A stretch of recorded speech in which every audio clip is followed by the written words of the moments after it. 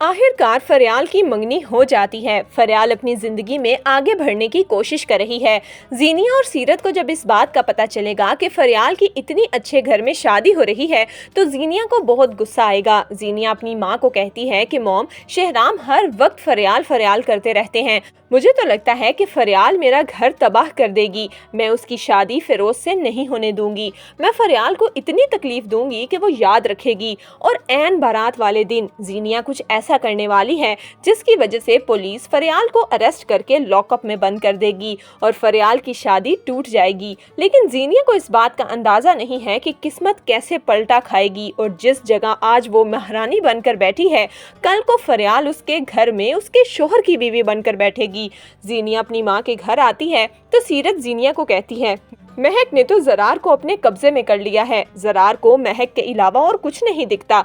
मैंने महक की इतनी इंसल्ट की, फरियाल को लेकर जरार और महक में गलत फहमियां पैदा करने की कोशिश की, लेकिन महक तो किसी की बात पर यकीन ही नहीं कर रही। उल्टा वो मेरे सामने बातें सुनाने लगी।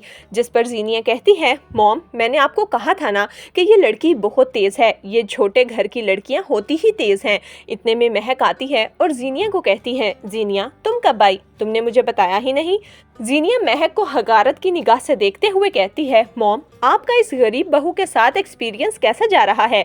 ये सुनते ही सीरत मुस्कुराने लगती है और कहती है कि क्या बताऊं जीनिया, मैं तो अपने घर की मुलाजमा से तंग थी और ये तो एक और उसकी क्लास की आ गई। ये सुनकर महक को बहुत गुस्सा आता है और वो सीरत को कहती है, आंटी, इंसान का गरीब होना इतना मायने नहीं रखता। गरीबी तो खत्म की जा सकती है लेकिन छोटी सोच कभी भी खत्म नहीं की जा सकती।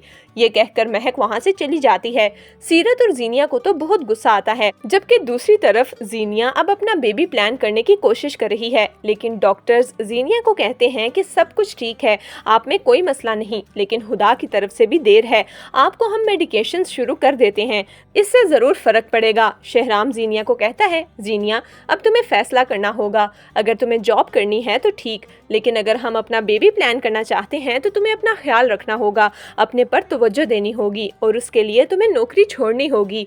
तो दोस्तों, आपके ख्याल में क्या जीनिया वाकई ही शहराम के लिए अब नौकरी छोड़ देगी और क्या अब जीनिया कभी माँ बन पाएगी? हमें अपनी कीमती राय कमेंट्स में जरूर दीजिएगा।